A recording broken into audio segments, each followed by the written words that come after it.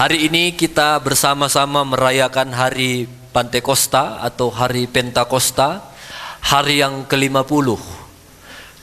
Kenapa disebut hari yang ke-50? Ceritanya begini. Ini mungkin sedikit mengingatkan supaya jemaat nanti bisa mengerti. Waktu Yesus mati dan dikubur, di hari ketiga dia bangkit. Lalu dia bangkit, dia hidup, dia bersama-sama dengan murid-murid selama 40 hari lagi. Jadi selama 40 hari itu Yesus ada sama murid-murid di dunia ini. Tapi sejak itu Yesus bilang nanti satu saat aku akan naik ke sorga, kalian tinggal di sini. Itu cerita Yesus. Lalu pas hari ke-40 setelah Yesus bangkit dari kubur, Yesus naik ke sorga.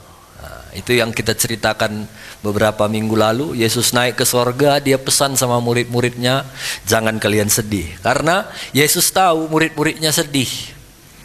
Yang selama ini menjadi andalan mereka Yesus, yang selama ini bagi mereka biasa melihat mujizat, selama ini mereka selalu bersuka cita karena ada seorang Yesus yang selalu melakukan hal-hal yang spektakuler, tapi Yesus terangkat ke sorga. Dan Yesus tahu murid-murid sedih, makanya Yesus bilang jangan kau sedih. Aku nanti naik ke sorga, aku akan kirim bagimu Roh Kudus, Roh penghibur, Roh penolong. Setelah itu Yesus naik ke sorga.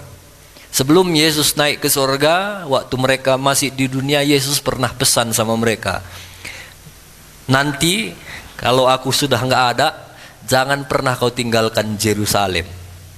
Nanti kita baca ayatnya. Lalu setelah Yesus naik ke sorga, maka murid-murid Yesus itu tekun berdoa. Itu yang Pantekosta GPDI kenal dengan doa 10 malam. Makanya kita terus 10 malam ini kita berdoa.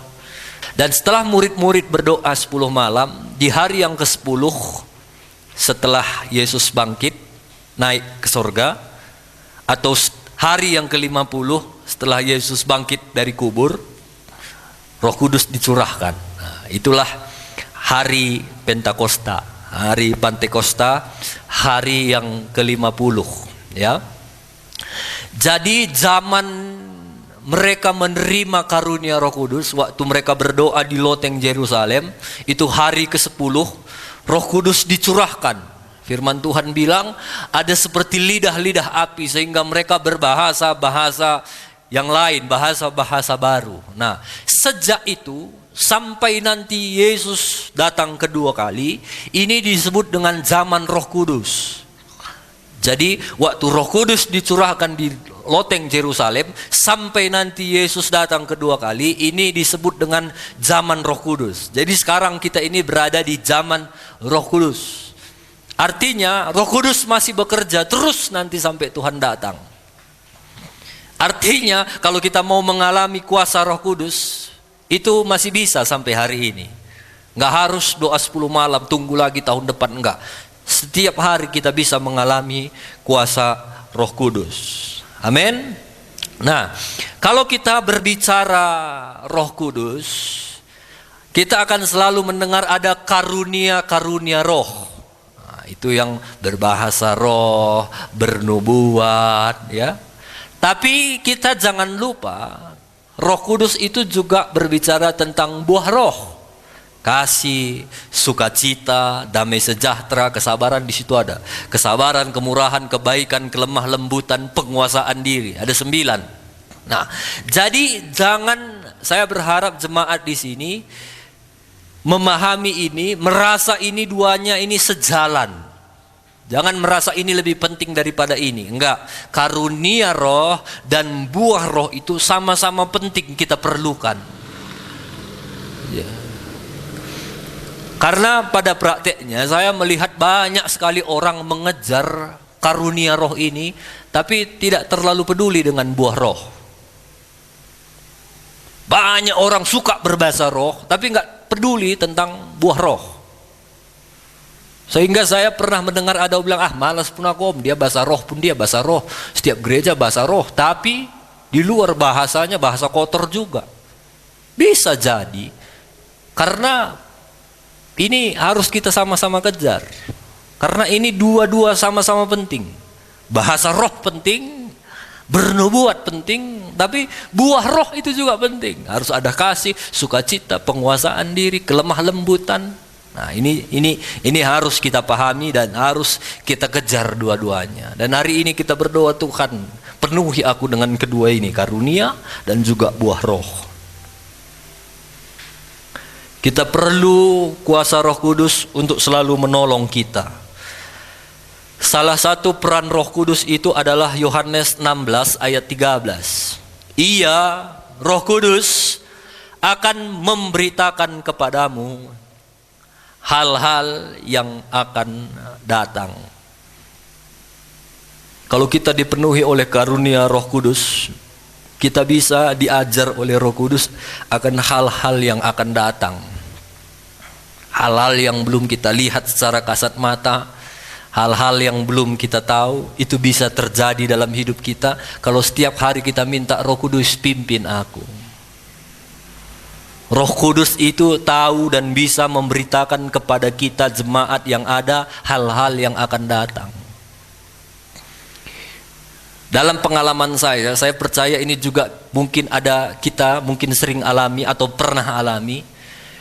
Misalnya kita mau pergi ke Medan ini, tapi Roh Kudus itu kuat berbicara di hati kita, nggak usah, jangan, nggak usah, nanti besok. Dan akhirnya iya ya, tapi kita nggak tahu ini apa yang terjadi. Udahlah, nggak jadi kita berangkat ke Medan.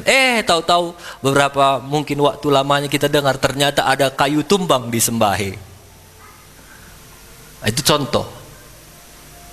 Saya pernah mengalami itu. Ada hal-hal yang nggak usah, akhirnya saya nggak bergerak dan ternyata ada sesuatu yang kalau saya bergerak mungkin bisa kena celaka, mungkin terhalang. Nah, itu Roh Kudus.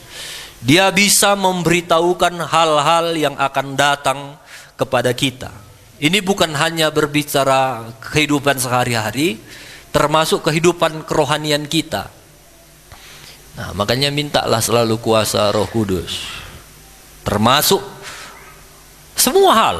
Roh Kudus itu pengajar dalam segala hal. Waktu kita misalnya makan sesuatu, Roh Kudus ingatkan, jangan terlalu banyak kau makan, nggak baik untuk kesehatanmu. Dan waktu kita dengar, Roh Kudus itu akan terus berbicara dalam kehidupan kita. Waktu kita mau marah misalnya, ada Roh Kudus, jangan. Iya ya, walau kita rasa panas, percayalah akan selalu ada Roh Kudus yang akan memimpin kita dalam kebenaran kita. Penulis Alkitab ini banyak, tapi kita selalu percaya bahwa semua yang tulis ini itu diilhamkan oleh Roh Kudus. Masuk Paulus, kenapa dia bisa menulis? Karena ada ilham atau pengurapan dari Roh Kudus. Jadi termasuk banyak cerita-cerita di Alkitab kita ini yang kita dulu nggak tahu dan sekarang sebagian kita sudah tahu, mungkin banyak lagi hal-hal yang belum tergenapi. Kok bisa ya Roh Kudus berapa ribu tahun yang lalu tahu nanti di akhir zaman? Ini kita belum tahu ini dulunya. Nanti di akhir zaman orang akan mencintai dirinya sendiri, nggak peduli dengan orang lain. Sekarang udah kita lihat ya, banyak orang nggak peduli lagi dengan orang lain, hidup egois. Akhir zaman bilang nanti di akhir zaman akan terjadi perang di mana-mana. Nah, kita lihat kan, sudah mulai perang di mana-mana. Nanti akan terjadi gempa bumi yang dahsyat. Kita lihat gempa bumi. Kita nggak tahu dulu apa tsunami. Yang kita tahu lainami, itonami. Firman Tuhan udah janjikan berapa ribu tahun yang lalu nanti akan terjadi badai, ya, tsunami kita sebut. Baru terjadi beberapa tahun yang lalu. Kenapa itu semua bisa diilhamkan? Karena ada Roh Kudus yang bisa memberitahu hal-hal yang akan terjadi. Jadi bersyukurlah kita punya Roh Kudus, bisa mengingatkan kita akan hal-hal yang terjadi. Lalu apa yang perlu kita lakukan? Matius 26 ayat 41. Berjaga-jagalah dan berdoalah supaya kamu jangan jatuh ke dalam pencobaan. Roh memang penurut, tapi daging lemah. Roh kita ini memang penurut, Iya, aku rindu berubah. Itu roh. Aku rindu saat teduh. Roh. Aku rindu rajin beribadah. Itu roh. Roh kita memang penurut, tapi daging kita ini lemah. Setiap hari mungkin aku mulai besok bangun pagi, aku mau berdoa, baca firman. Itu roh. Roh penurut. Ya. Waktu besok bangun, daging kita ini ngantuk. Latih lebih buat barang. Tisinaria, daging lemah. Roh memang penurut, tapi daging lemah. Tapi di atas diawali berjaga-jagalah, supaya daging kita ini setiap hari kita matikan. Ego kita matikan.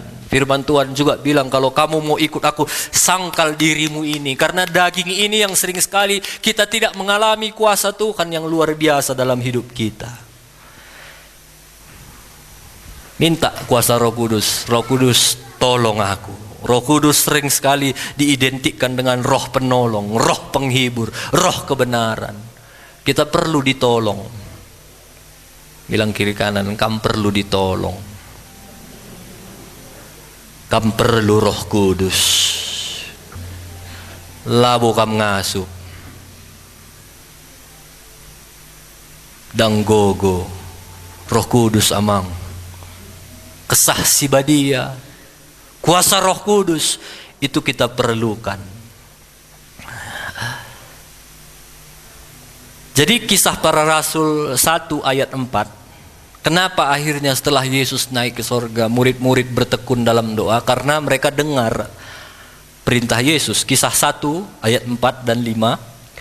Pada suatu hari ketika Yesus makan bersama dengan mereka, Yesus melarang mereka meninggalkan Yerusalem. Yesus bilang, jangan ya tinggalkan Yerusalem. Dan menyuruh mereka tinggal di situ menantikan janji Bapa. Yang demikian katanya, telah kamu dengar daripadaku, sebab Yohanes membaptis dengan air, tapi tidak lama lagi kamu akan dibaptis dengan Roh Kudus. Yesus bilang sebelum dia terangkat ke sorga sama murid-murid, jangan tinggalkan Yerusalem ya. Nanti-nantikan. Karena Yohanes dulu baptis dengan air, sebentar lagi kamu akan dibaptis dengan Roh Kudus. Apakah murid tahu 10 hari setelah Yesus ngomong gitu mereka akan dipenuhi oleh Roh Kudus? Tidak. Yesus cuma bilang sebentar lagi. Jadi kita nggak bisa tahu waktu Tuhan. Yang penting sama dengan murid-murid, kita jangan tinggalkan Yerusalem. Yerusalem ini sering sekali diibaratkan dengan rumah Tuhan, dengan kebenaran firman Tuhan. Jangan tinggalkan kebenaran, jangan murtad. Nah, itulah kalau bahasa sekarang ya. Jangan tinggalkan Yerusalem, jangan tinggalkan Tuhan. Berjaga-jagalah. Nah, waktu mereka bertekun, berdoa, mereka tanpa mereka tahu nanti hari ke-10 mereka akan dipenuhi oleh Roh Kudus. Jadi mereka sungguh-sungguh aja. Enggak penting bagi mereka nanti 10 hari, enggak. Yang penting mereka sungguh-sungguh. Kisah para Rasul 2 ayat 1. Ketika tiba hari Pentakosta, semua orang percaya berkumpul di satu tempat. Ayat 2, kisah 2 ayat 2. Tiba-tiba. Kapan? Tiba-tiba. Turunlah dari langit suatu bunyi seperti tiupan angin keras yang memenuhi seluruh rumah di mana mereka duduk. Dan tampaklah kepada mereka lidah-lidah seperti nyala api yang bertebaran dan hinggap pada mereka masing-masing. Maka penuhlah mereka dengan Roh Kudus. Lalu mereka mulai berkata-kata dalam bahasa-bahasa lain seperti yang diberikan oleh Roh itu kepada mereka untuk mengatakannya. Tiba-tiba. Tuhan kita itu Tuhan yang selalu bergerak tiba-tiba. Kalau saya baca lagi Yesaya 40 ayat 31. Karena Tuhan kita itu yang Tuhan tiba-tiba, yang kita nggak tahu, yang firman Tuhan bilang seperti pencuri kedatangannya. Ada kamu di sini yang rumah lu pernah kemalingan, sebelum kemalingan pencurinya bilang, bro nanti aku datang ya maling ya, jam 2 ya, on time. Enggak. Kenapa kita bisa kemalingan? Karena kita nggak tahu kapan maling datang. Makanya firman Tuhan selalu ceritakan, aku akan datang seperti pencuri.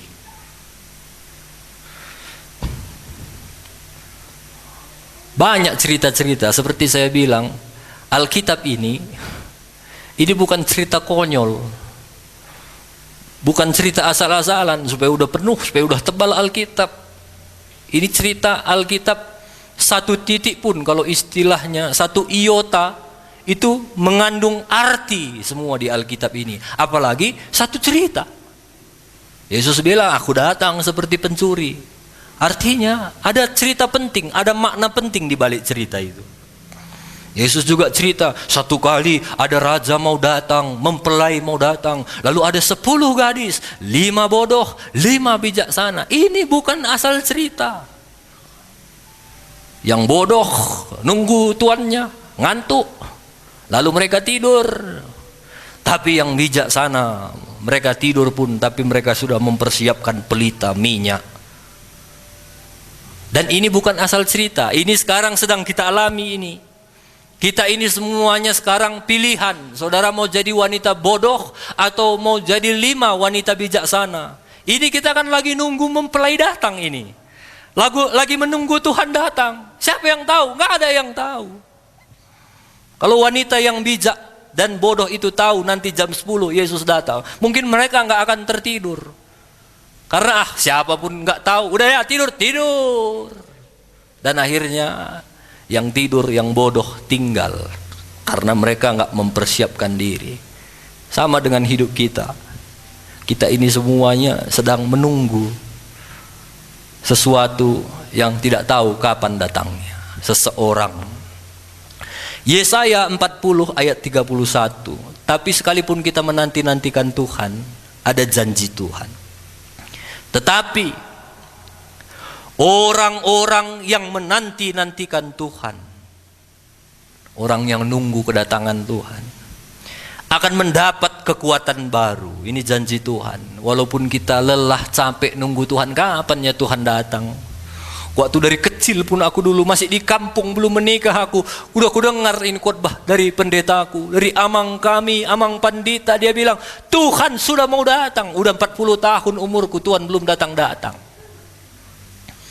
Tapi orang yang menanti-nantikan Tuhan akan mendapat kekuatan baru. Mereka seumpama Raja Wali yang naik terbang dan dengan kekuatan sayapnya. Mereka berlari dan tidak menjadi lesu, mereka berjalan dan tidak menjadi lelah. Ini janji firman Tuhan. Orang yang menanti-nantikan Tuhan, menanti-nantikan kedatangan Tuhan, akan mendapat kekuatan baru. Kalau saya cerita sama anak saya, Copin dan Celin, nakku, Bapak sekarang ke Medan ya, baik-baik kalian. Nanti kalau Bapak pulang dari Medan, Bapak akan bawakan boneka Barbie buat kakak Wah. Bapak akan bawakan mobil remote untuk Celin. Wah. Oke, tapi baik-baik di rumah ya anakku. Ya Pak, iya Pak. Lalu saya pergi ke Medan. Anak-anak itu, karena saya udah kasih janji, dia pasti akan menanti-nantikan kedatanganku. Dia akan tanya mamanya mungkin, Mak, udah sampainya Bapak Medan? Belum, baru berangkat pun bapakmu. Jadi kira-kira udah sampai di mananya Bapak? Paling di Bandar Baru. Oh, Bandar Baru itu ke Medan berapa lama, Mak? Nah, itulah orang-orang yang menanti-nantikan Tuhan. Selalu berbicara tentang kedatangan Bapaknya. Tunggu lagi main-main siang. Mak, kira-kira Bapak udah mau pulangnya ini? Sebentar lagi lah. Mungkin Bapak masih cari-cari barang ini keliling-keliling. Oh iya. Mungkin kalau ada pun teman-temannya di luar itu cerita, nanti sebentar lagi Bapakku pulang. Dia akan bawa mobil, dia akan bawa Barbie. Ceritanya pun tentang menantikan kedatangan Bapaknya. Selalu semua berbicara nanti Bapakku datang. Sikap hidupnya pun dia jaga. Lalu udah sore, bapaknya belum datang, mamanya bilang, nak kok mandi, sebentar lagi mak, masih main-main. Ku bilang sama bapak, oh iya, mandi, nanti nggak dibelinya pula mobil. Orang yang menanti-nantikan kedatangan bapaknya, kehidupannya itu selalu fokus bagaimana menyenangkan hati bapak, supaya nanti waktu bapak pulang, bapak bawa mainan. Tidur siang nakku, oh nggak usah lama. Nanti kalau misalnya bapak malam pulang, kalian ngantuk-ngantuk, nggak dapat loh, kalian nggak bisa lihat nanti mobilnya saya. Iya ya. Lalu mereka mau tidur siang. Kenapa? Menantikan bapak. Semua fokus kehidupan mereka itu terarah menantikan bapak. Waktu mungkin kakaknya, adiknya nakal, lalu dipukul sama kakaknya. Kok dipukul adiknya? Ku bilang sama bapak, ku teleponnya supaya nggak usah dibeli. Jangan, maaf ya deh. Dia jaga hidupnya karena dia menanti-nantikan seorang bapak. Malam pun mungkin udah jam tidurnya, bapaknya belum datang. Tidur aku tidur, ntar lagi lah. Mungkin mereka lari-lari supaya bisa menunggu bapaknya pulang. Semua kehidupan anak kita itu akan mereka arahkan untuk menanti kedatangan bapaknya. Waktu mereka menanti-nantikan kedatangan bapaknya, sepertinya ada kekuatan baru. Biasanya jam 9 udah tidur, udah ngantuk itu. Dalam kondisi apapun biasa jam 9 udah ngantuk. Ini karena menanti-nantikan bapaknya, jam 10 pun masih segar. Dia jaga hidupnya karena tadi siang udah tidur. Kalau perlu jam 11 pun masih segar karena menanti-nantikan seorang bapak. Dan firman Tuhan bilang, nakku, kalau kalian menanti-nantikan kedatanganku, aku akan janjikan kekuatan baru. Aku akan janjikan sayap, engkau akan bisa terbang tinggi bagi Raja Wali. Mungkin kita kadang ada di dalam lembah kekelaman. Mungkin ada di antara kita yang sekarang sedang merasa sedang di bawah, di dalam lembah kekelaman. Tapi waktu saudara mengarahkan hidup saudara kepada kedatangan Tuhan, menanti-nantikan Tuhan, Tuhan janji, aku akan berikan sayap untuk engkau terbang tinggi bagi Raja Wali. Dan firman Tuhan bilang, engkau akan lari dan tidak menjadi lesu. Dan engkau jalan dan tidak menjadi lelah. Kadang-kadang kita bisa berlari dalam kehidupan ini, tapi kadang-kadang kita juga capek lalu kita mulai jalan. Tidak masalah lari atau jalan, yang penting kita sedang maju. Jangan berhenti, apalagi mundur. Terus nanti-nantikan Tuhan. Satu kali di tahun 68 itu ada Olimpiade. Jadi seluruh negara mengirim olahragawannya. Ada satu pelari dari Tanzania, dia dikirim oleh negaranya untuk mengikuti Olimpiade di Meksiko. Dan waktu pertandingan lari berlangsung, semua orang lari. Lalu akhirnya ditemukanlah juara 1, juara 2, juara 3. Tiba-tiba dari kejauhan ada seorang pelari yang baru nyampe, dengan kaki yang sudah memar karena dia jatuh ternyata. Dia jalan pun udah gini, udah gak bisa lari, tapi dia berjalan. Dia jalannya mukanya pun kayak ngilu gitu. Orang nanya, kenapa kau? Tadi aku jatuh, kayaknya patah tulang atau apa, tersihir, keseleo. Lalu kenapa kau paksa lari? Kau berdarah-darah gitu bisa bahaya. Kan udah ada juara 1, juara 2, juara 3, ngapain lagi kau paksa? Udahlah. Pelari dari Tanzania itu bilang, aku dikirim oleh negaraku untuk menyelesaikan pertandingan, untuk berlari sampai garis akhir. Bukan masalah menang atau tidak, yang penting aku menyelesaikan pertandinganku sampai akhir. Itu yang dikatakan Rasul Paulus, aku sudah menyelesaikan pertandinganku dan mencapai garis akhir. Saya berdoa, kami berdoa buat seluruh sidang jemaat di sini, biar saudara semua bisa mencapai garis akhir Di mana nanti di akhir hidup kita Tuhan lihat kita, aduh baik sekali perbuatanmu nakku, engkau sudah menyelesaikan garis akhir, lalu kita dikasih mahkota. Mungkin ada di antara kita yang sedang begini, aduh luka, cedera, berdarah, patah tulang. Tidak masalah, yang penting kita jalan terus, jangan berhenti, apalagi mundur. Janji firman Tuhan, aku akan memberikan kekuatan baru kepadamu kalau engkau menanti-nantikan Tuhan. Aku akan memberikan kekuatan sayap supaya engkau bisa terbang tinggi. Maliaki 3 ayat 1, bukan ayat 10 ya. Kalau Maliaki 3 ayat 10 tentang perpuluhan. Kadang-kadang jemaat kalau udah dengar Maliaki 3 udah jantungan dia. Maliaki 3 ayat 1, lihat, aku menyuruh utusanku supaya ia mempersiapkan jalan di hadapanku. Dengan apa? Mendadak Tuhan yang kamu cari itu akan masuk ke baitnya. Malaikat perjanjian yang kamu kehendaki, sesungguhnya ia datang, firman Tuhan semesta alam. Jadi mendadak. Tuhan itu datang, yang awal tadi tiba-tiba. Tuhan itu datang mendadak. Saya selalu bilang, jangan takut kalau Tuhan datang. Banyak orang takut kalau Tuhan datang. Banyak orang asal udah gempa bumi, mati aku, takut. Nggak usah takut. Itu sudah dijanjikan Tuhan. Nanti waktu kalau aku mau datang, hari-harinya sudah dekat. Kita sudah dikasih tanda, akan ada gempa bumi, penyakit sampar, ini termasuk corona. Itu tanda-tanda, akan terjadi perang, akan terjadi macam-macam. Itu tanda yang Tuhan berikan kepada kita. Jangan takut, karena memang Tuhan itu kedatangannya mendadak, tiba-tiba, nggak ada satu pun yang tahu. Kenapa orang biasanya takut? Jawabannya, karena dia belum mempersiapkan diri. Kenapa ada anak-anak sekolah waktu gurunya bilang, besok kita ujian, cilaka peh, berat peh.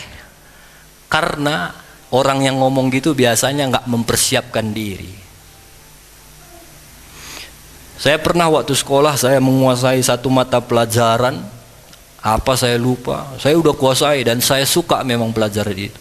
Waktu guru saya bilang besok kita ujian, dalam hatiku, kenapa nggak hari ini aja?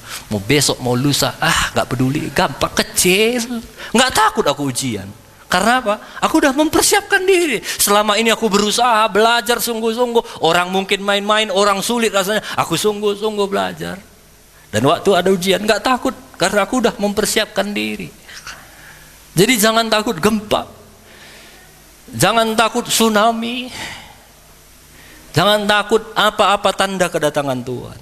Yang penting persiapkan diri kita. Kalau ada gempa, puji Tuhan, sebentar lagi Tuhan datang. Gitu saja. Bilang kiri kanan, persiapkan diri.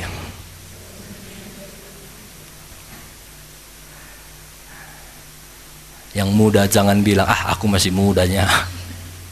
Mama-mama lah, persiapkan diri. Tuhan datang tiba-tiba. Tuhan datang mendadak. Bisa hari ini Tuhan datang? Bisa. Karena ini semua tanda-tandanya sudah digenapi. Jangan lagi saudara bilang, kan salah satu tanda kedatangan Tuhan, semua telinga manusia mendengar Injil. Gak mungkinlah orang semua mendengar Injil. Pedalaman-pedalaman sana gak mungkin. Belumnya sampai misionaris. Jangan lupa gara-gara corona ini semua pendeta-pendeta sekarang siaran online. Jangan-jangan di pedalaman sana pun udah beli sinyal, udah beli handphone, udah bisa dengar firman Tuhan. Bisa dibilang udah hampir seluruh dunia ini mendengar Injil, kebenaran firman Tuhan. Jadi persiapkan diri kita, persiapkan pelita kita, persiapkan minyak kita. Seperti yang saya bilang tadi, kadang-kadang kita udah bosan, kita merasa seperti di PHP sama Tuhan. Aku datang, udah berapa puluh tahun gak datang-datang. Saya mau ingatkan yang terpenting, berjaga-jaga. Matius 24 ayat 42, berjaga-jaga, sebab kamu tidak tahu pada hari mana Tuhanmu datang. Kalau maling tidak mau masuk di rumah kita, berjaga-jaga. Karena kedatangan Tuhan tidak ada yang tahu. Nah, Roh Kudus itu sering sekali diibaratkan seperti angin. Angin itu kan nggak kelihatan ya, nggak ada bentuknya. Padahal banyak orang bisa masuk angin. Kenapa? Masuk angin. Nggak kelihatan tapi bisa kita rasakan. Roh Kudus itu juga sama, nggak kelihatan tapi bisa kita rasakan. Ayat Kisah Para Rasul 2 ayat 4 dan ayat 11, Kisah Para Rasul 2 ayat 4. Lalu nanti kita lompat ke ayat 11. Maka penuhlah mereka dengan Roh Kudus, lalu mereka mulai berkata-kata dalam bahasa lain, seperti yang diberikan oleh Roh itu kepada mereka untuk mengatakannya. Baik orang Yahudi maupun penganut agama Yahudi, orang Kreta dan orang Arab, kita mendengar mereka berkata-kata dalam bahasa kita sendiri tentang perbuatan-perbuatan besar yang dilakukan oleh Allah. Waktu murid-murid dipenuhi oleh Roh Kudus, mereka mulai berbahasa-bahasa lain. Dan orang-orang yang ada di sekitar situ mengerti apa yang mereka ucapkan. Dan waktu mereka mengucapkan bahasa lain itu, mereka di ayat 11 tadi, mereka sedang berbicara tentang perbuatan-perbuatan besar yang dilakukan Allah. Jadi di situ banyak orang-orang negara-negara lain. Ada orang Kreta banyak. Kalau saya bisa pakai ibarat sekarang, saya nggak ngerti bahasa Mandarin. Tapi kalau ceritanya waktu itu saya ada di loteng Yerusalem, Roh Kudus penuhi aku, tiba-tiba aku bisa berbahasa Mandarin. Hayya syukyaule chalula, hai kubela. Dan orang Mandarin yang ada di situ mengerti apa bahasaku. Oh, kok dia tahu bahasa Mandarin? Kok dia sedang menceritakan bagaimana Tuhan itu besar? Karena ada Roh Kudus yang memenuhi kehidupan mereka. Jadi Roh Kudus itu akan membuat kita bisa menjadi berbeda, akan membuat hidup kita berubah, akan membuat hidup kita bisa berbeda. Petrus ada di situ. Petrus ini baru beberapa hari yang lalu penakut. Kau kenal Yesus kan? Enggak, kau kenalnya Yesus.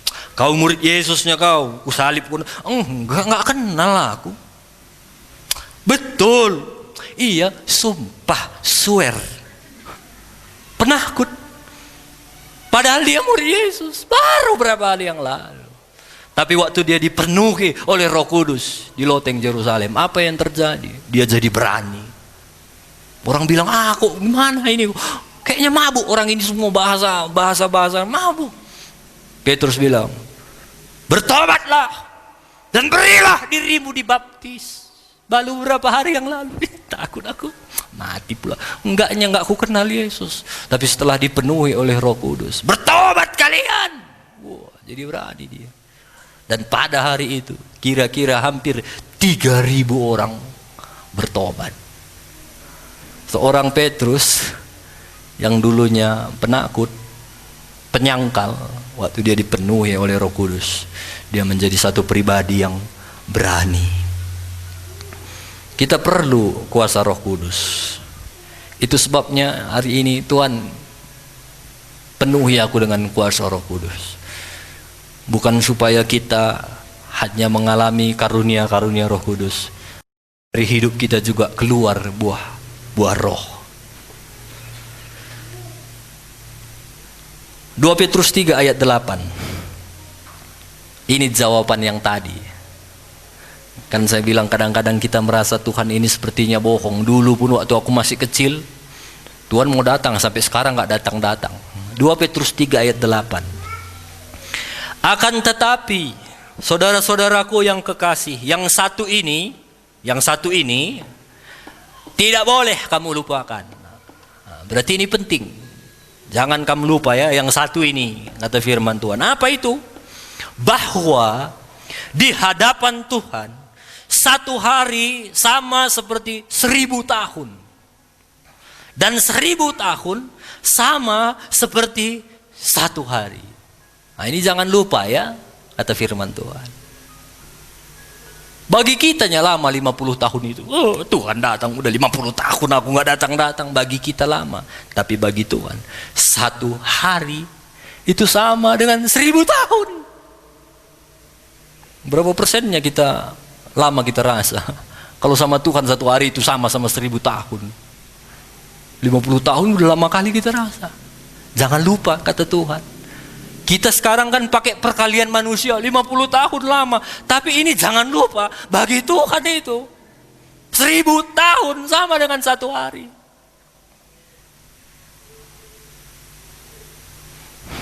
Ini masih berapa tahun ya? Paling kita 70-80 tahun yang paling tua di sini. Masih berapa persennya? Kalau Tuhan lupa satu hari, aduh lupa aku satu hari katanya. Udah 1000 tahun itu. Tapi Tuhan kita Tuhan yang tidak lupa. Makanya firman Tuhan ini ingatkan. Yang ini, yang satu ini jangan kamu lupa. Bahwa Tuhan itu akan datang secara tiba-tiba, secara mendadak. Karena baginya perhitungan waktu kita manusia dengan Tuhan itu sangat berbeda. Bagi Tuhan satu hari sama 1000 tahun. Bagi kita 1000 tahun ya 1000 tahun. Jadi jangan lupa, persiapkan diri kita. Ayat yang terakhir, Yesaya 11 ayat 2 dan 3. Roh Tuhan akan ada padanya, roh hikmat dan pengertian, roh nasihat dan keperkasaan, roh pengenalan dan takut akan Tuhan. Ya, kesenangannya ialah takut akan Tuhan. Ia tidak akan menghakimi dengan sekilas pandang saja atau menjatuhkan keputusan menurut kata orang. Orang yang dipenuhi oleh Roh Allah, cirinya, kesukaannya adalah takut akan Tuhan. Kalau saudara mau mengalami hal-hal yang kita nggak mengerti dan Roh Kudus ingatkan kita, jadikan kesukaan kita takut akan Tuhan. Saudara yang bekerja, bekerjalah dengan takut akan Tuhan. Saudara yang sekolah, sekolahlah dengan takut akan Tuhan. Anak-anak muda, takutlah akan Tuhan. Jangan lebih takut saudara sama orang tua daripada sama Tuhan. Kalau ada orang tua sopan alim, tapi kalau nggak ada orang tua kita, aduh. Kalau kita mau dipimpin oleh Roh Allah, takutlah akan Tuhan. Kalau kita takut akan Tuhan, kita pasti takut hormat kepada orang tua. Yang orang-orang tua juga takutlah akan Tuhan. Jangan kamu lebih takut sama pendeta daripada sama Tuhan. Lewat di depan ini rokok, ada om, om puji Tuhan, takut sama om. Tapi lewat itu ada Tuhan, nggak takut sama Tuhan. Bilang kiri kanan bertobat, nggak lama lagi bilang. Nggak selalu bisa kami ingatkan seperti ini. Tapi ingatlah, setiap hari kita ini sedang berlomba menuju garis akhir. Dan Tuhan pasti datang. Kapan? Nggak tahu. Bisa mendadak, bisa tiba-tiba. Yang penting persiapkan diri kita. Dimanapun kita, takutlah akan Tuhan. Kami gembala ini terbatas. Kami gembala ini bisa kalian tipu-tipu mungkin kalau kalian mau tipu. Bisa kalian elak-elakkan, bisa kalian bohong-bohongi. Di hadapan kami bisa nggak tahu mana yang benar, mana yang salah. Tapi nanti waktu kita sampai garis akhir, yang menjadi hakim kita itu bukan pendeta surbakti, tapi Yesus yang adil, yang nggak bisa ditoko-tokohi, lengkap barang buktinya, lengkap berkas CCTV-nya. Apapun nanti begini itu kan, tampilkan CCTV tanggal sekian, nampak kita semua di situ. Jadi mulai hidup benar, takut akan Tuhan. Takut akan Tuhan itu jadi gaya hidup kita. Takut akan Tuhan itu jadi kesenangan kita. Dan waktu kita takut akan Tuhan, berjalan dimanapun kita berada, akan ada penyertaan janji-janji Tuhan. Aku akan memberikan kekuatan baru dalam hidupmu. Mungkin hari-hari ini kita sepertinya sedang berada di lembah kekelaman, capek, lelah, bete istilah orang sekarang. Jadikan kesukaan kita adalah takut akan Tuhan. Janji Tuhan akan memberikan kekuatan baru, memberikan sayap Raja Wali, membuat kaki kita akan terus berlari, membuat kaki kita akan terus berjalan, tidak lelah. Biarlah di hari Pentakosta, di hari Pantekosta ini, sebelum Yesus terangkat ke sorga, dia ingatkan, nakku, jangan takut ya, aku akan kirim penghibur. Dan kita sekarang ada di zaman Roh Kudus. Kalau saudara perlu dihibur, perlu ditolong, minta kekuatan dari Roh Kudus. Dan Tuhan bilang dikunci juga, nakku, udah ya, baik-baik ya, beritakan Injil ya, ada penolong.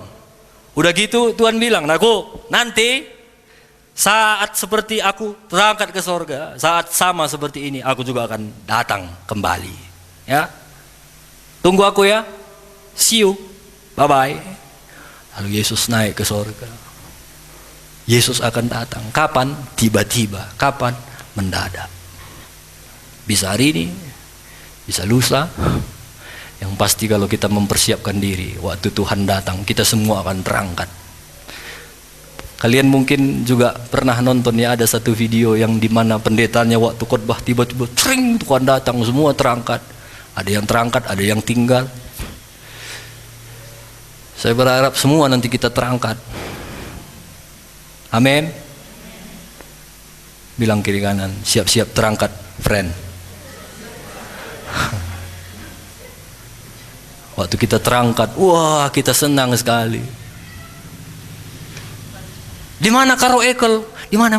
Oh itu, hey om, kata Karo Ekel. Karena dia sudah bangkit dalam tubuh kemuliaan. Aduh, si peran mana ini? Mana ya? Mana? Ini om, ya, udah di atas rupanya kita semua. Siapa lagi kira-kira yang gak ikut? Siapa ya? Siapa? Nggak ada, semua udah naik om. Puji Tuhan. Sampai di surga kita semuanya dapat mahkota. Pakai mahkota. Waktu dipakaikan mahkota sama mama peran dalam hatiku, puji Tuhan. Ada kepuasan tersendiri sebagai gembala, karena itulah tugas kami di dunia ini. Dipakaikan lagi kepada James.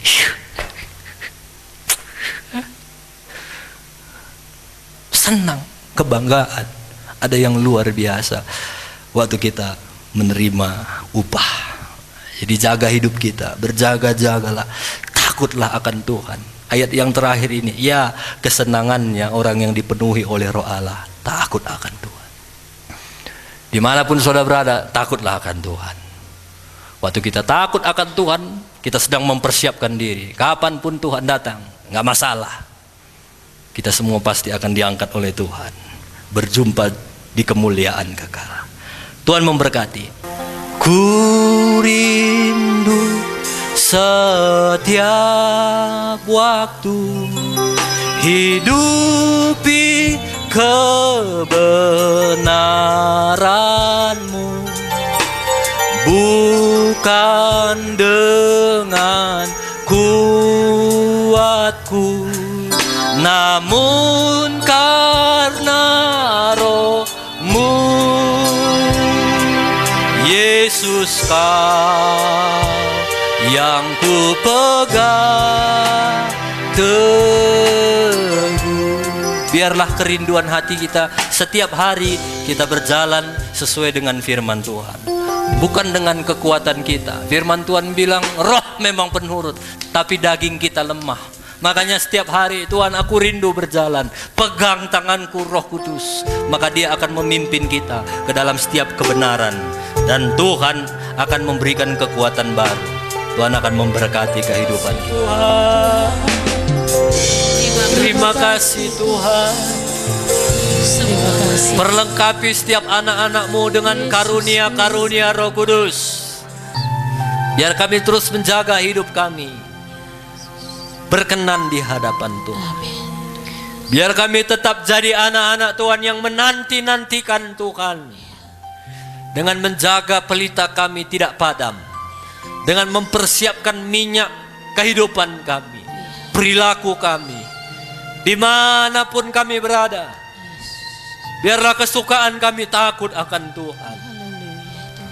Kalau kami sekolah, di sekolah pun Tuhan ada, kami mau takut akan Tuhan. Kalau kami bekerja pun Tuhan ada, kami mau takut akan Tuhan. Di rumah-rumah tangga kami pun, kami semuanya mau takut akan Tuhan. Kami mau jadi suami yang takut akan Tuhan. Kami mau jadi istri yang takut akan Tuhan. Sekalipun mungkin orang tidak melihat hal-hal yang kami kerjakan, tapi Tuhan melihat.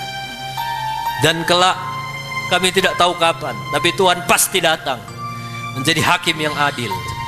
Kami ditemukan setia, kami ditemukan takut akan Tuhan. Tuhan, aku berdoa mungkin ada di antara anak-anak-Mu yang sekarang mungkin sedang berjalan tertatih-tatih, sama seperti pelari itu, tapi itu tidak penting. Yang penting walaupun kami tertatih-tatih, kami tetap mau berjalan sesuai dengan firman Tuhan. Kami mau tetap berjalan takut akan Tuhan. Janji-Mu akan tergenapi dalam hidup kami. Kekuatan baru, sayap Raja Wali. Kami akan berlari walaupun kami berjalan tertatih-tatih. Kami tidak akan menjadi lelah, karena ada penolong Roh Kudus yang terus beserta dengan kami.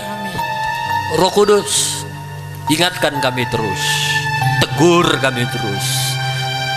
Roh Kudus, hibur setiap anak-anak-Mu. Roh Kudus, tolong setiap anak-anak-Mu. Kalaupun ada di antara anak-anak-Mu hari-hari ini mulai menyerah, hari ini Roh Kudus kuatkan lagi mereka, hibur mereka. Kami punya Allah yang hidup dan berkuasa. Amin. Terima kasih buat hari Pantekosta ini. Terima kasih buat janji-Mu. Sekalipun hari ini Engkau ada di sorga, ada Roh Kudus yang akan selalu bersama-sama dengan kami, menolong kami, mengingatkan kami. Biar takut akan Tuhan itu selalu menjadi kesenangan kami anak-anak. Terima kasih buat janji-Mu Tuhan. Kau selalu memerintahkan dengan kekuatan. Kau tidak pernah mengutus kami tanpa mempersiapkan kami. Terima kasih buat firman-Mu hari ini. Terima kasih buat kebaikan. Terima kasih buat pertolongan. Kerinduan hamba, waktu Tuhan datang, semua kami bisa diangkat oleh Tuhan. Karena setiap hari kami mau belajar melakukan firman Tuhan. Tolong setiap anak-anak-Mu, tolong kami semua. Hamba tahu jauh di dalam lubuk hati nurani kami sering sekali ingin berubah lebih baik, tapi kadang tubuh kami lemah. Tuhan, Roh Kudus, kuatkan setiap tubuh anak-anak-Mu, biar tubuh kami juga mau terus dipimpin oleh Roh Allah. Kekuatan Roh Kudus, kuasa Pantekosta akan menjadi bagian kami semua. Terima kasih banyak Tuhan. Terima kasih banyak. Terima kasih buat kebaikan-Mu. Terima kasih buat pertolongan. Terima kasih buat firman-Mu. Terima kasih buat kesempatan ini. Dalam nama Tuhan Yesus Kristus kami berdoa bersyukur. Haleluya. Amin.